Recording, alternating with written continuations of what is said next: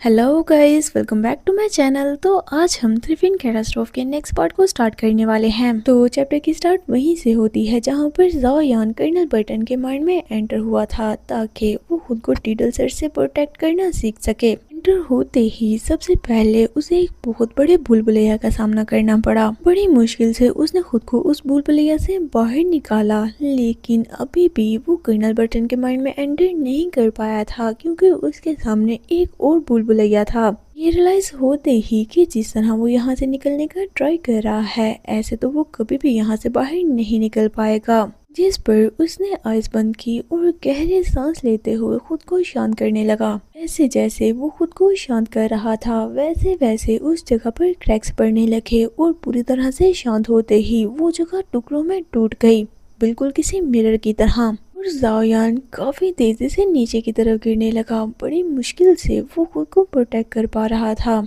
उसने तो almost hope ही छोड़ दी थी कि इतने में उसे कर्नल बर्टन की आवाज आई कि अगर मैं कोई दुश्मन होता तो अब तक तुम कब के मर चुके होते। इस पर ज़ायान ने मदद के लिए अपना हाथ उनकी तरफ बढ़ा दिया, ये सोचते हुए कि अगर मैं मर सकता तो मैं यहाँ कब का मर चुका होता, लेकिन आप मुझे कभी भी हार्म नहीं पहुँचा सकते। उसे इस बात का पूरा बिलीव था और हमेशा की तरह वो कर्नल बर्टन पर पूरी तरह से लीन हो गया। वो तो उनके बदले हुए एक्सप्रेशन भी नोटिस नहीं कर पाया था और उन्हें अपनी मदद के लिए बोलने लगा। लेकिन कर्नल बर्टन तो ज़ायान की हेल्प करने की बजाय उसे पकड़कर फोर्सफुली किस करने लग जाते हैं। ये किस बहुत ही ज्यादा इंटेंस थी। उन्होंने पूरी तरह से ज़ायान को लॉक कर लिया था। जब ज़ायान उन्हें पीछे करने का ट्राई करता है तो नहीं कर पाता, जिस पर वो भी समझ गया कि यहाँ क्या चल रहा है।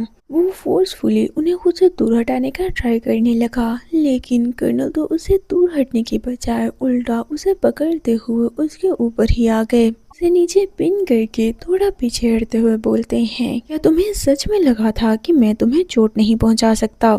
इससे तो बिल्कुल ही क्लियर था कि अब वो ज़ायान की एक्सपेक्टेशन से बिल्कुल ही अपोजिट उसे हर्ट करने वाले थे। कर्नल के मुंह से ये बात सुनकर तो ज़ायान की आंखें खुली की खुली रह जाती हैं। उसे यकीन ही नहीं आ रहा था कि अभी अभी कर्नल ने उसे क्या बोला है। वो ऐसी सिचुएशन में फंस चुका था जिससे निकलना उसके लिए बिल्कुल ही पॉसिबल नहीं था। कर्नल, जो कि उसके रिएक्शन की बिल्कुल भी परवाह न करते हुए दोबारा से आगे बढ़कर बिल्कुल वैसे ही फोर्सफुली उसे किस करने लग गए। इस बार बस वो यहीं पर ही नहीं रुकते बल्कि उसके क्लोथ्स भी रिमूव करने लगते हैं। ऐसा लग रहा था कि ये कर्नल की वो साइड है जिसे वो हमेशा ही ज़ायान से छुपाते आए हैं, ये सोच कर कि कहीं वो उसे हर्ट ना कर दें। देखते ही देखते वो तो फोर्सफुली ज़ायान के साथ इंटीमेट होने लग गए। ज़ायान की हालत खराब हो चुकी थी, लेकिन कर्नल तो रुकने का नाम ही नहीं ले रहे थे। इस तरह कर्नल बर्टन ने उसे फोर्सफुली जकड़ रखा था। ज़ायान को पता था कि इस सिचुएशन से बाहर निकलने का बस एक ही रास्ता है।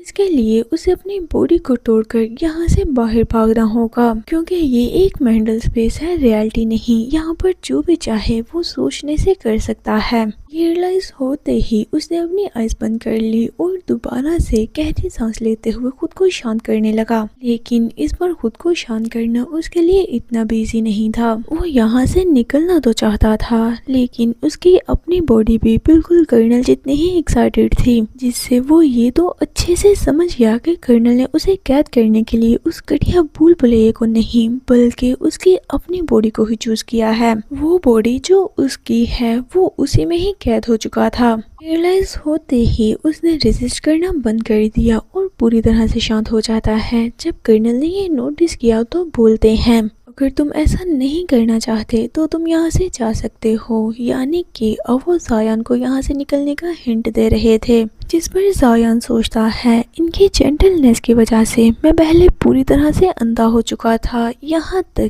कि मैंने हाइन बर्टन की इस क्रूअल नेचर के बारे में सोचा तक नहीं। लेकिन मुझे यहाँ से निकलना ही होगा। जब वो पूरी तरह से शांत हुआ था तो कर्नल बर्टन ने अपनी पकड़ थोड़ी लूज कर दी थी, जिसका फायदा उठाकर ज़ायान जल्दी से मूव करके रेंगते हुए कर्नल बर्टन से दूर जाने लगा। लेकिन इतना इजीली कर्नल उसे कैसे जाने दे सकते थे। उन्होंने ज़ायान को दोबारा से पकड़ लिया और फिर से पकड़ते हुए अपने पास करते हुए बोलते हैं, तुम चाहते थे ना कि मैं तुम्हें हिंट दूं। यहाँ से निकलने का बस एक ही रास्ता है, अपनी बॉडी को पूरी तरह से क्रैक करने के बाद ही असल में तुम अपने कॉन्शियस को फ्री कर पाओगे। यानी कि बिल्कुल वही जो थोड़ी देर पहले ज़ायान ने सोचा था, लेकिन कर्नल ने उसे ये हिंट दिया था कि उसे यहाँ से अपनी बॉडी को बचाने की कोशिश नहीं करनी बल्कि अपने कॉन्शियस को फ्री करना है। पर ज़ायान भी फौरन से अपनी आइज बंद करके ऐसा करने का ट्राई करने लगा। ये कर्नल बर्टन की सोच थी और ये बॉडी भी कर्नल बर्टन की बनाई हुई ही थी, लेकिन फिर भी ज़ायान को इसे डिस्ट्रॉय करना था और देखते ही देखते वो ऐसा करने में कामयाबी हो गया। जगह क्रैक हो गई, सब कुछ खत्म हो गया और रियलिटी में ज़ायान ने बुरी तरह से हांफते हुए अपनी आइज ओपन कर ली। वो जिस सिचुएशन से बचकर आया था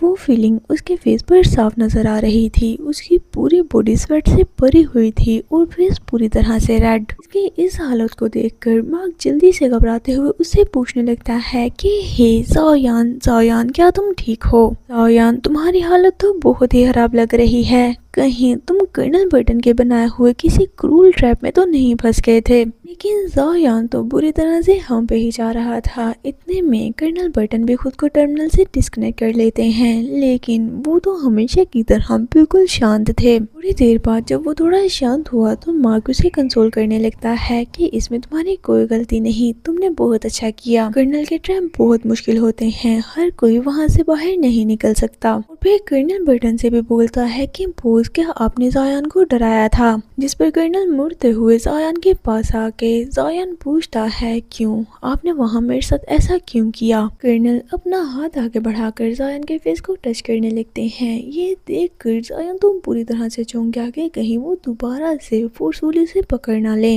कर्नल बोलते हैं, जब तुम खुद को पूरी तरह से सेफ फील करते हो तब तुम खुद को खतरे में डालने के रिस्क कहीं ज्यादा बढ़ा देते हो। यानी कि जितना ज्यादा तुम सेफ फील करोगे उतना ज्यादा ही तुम खतरे में रहोगे, तो तुम्हें हर टाइम चौकन्ना रहना चाहिए। लेकिन ज़ायान तो सैड हो गया था। वो अच्छे से जानता था कि ये सब कुछ कर्नल बर्टन का बनाया हुआ एक एलियन है, लेकिन उनका खुद को पूरी तरह से कंट्रोल कर लेना और फोर्सफुली वो सब कुछ करने की फीलिंग बिल्कुल वैसी ही थी जैसी रियल में होती है। चाहे वो सब कुछ रियल ना हो, लेकिन वो फीलिंग, वो इमोशंस रियल थे। कर्नल पूछते हैं, तो बताओ मुझे आज वहाँ तुमने मुझसे क्या कुछ सीखा है? इस पर ज़ायान अपना सर झुकाते हुए बोलता है, जैसा मैं किसी चीज के बारे में सोचता हूँ हमेशा वही सच नहीं हो सकता। जैसे कि वो शेल जिसमें आपने मुझे कैद किया था, असल में वो आपकी बनाई हुई भूल भुलैया नहीं थी। यानी कि यहाँ पर वो शेल अपनी ही बॉडी को बोल रहा है।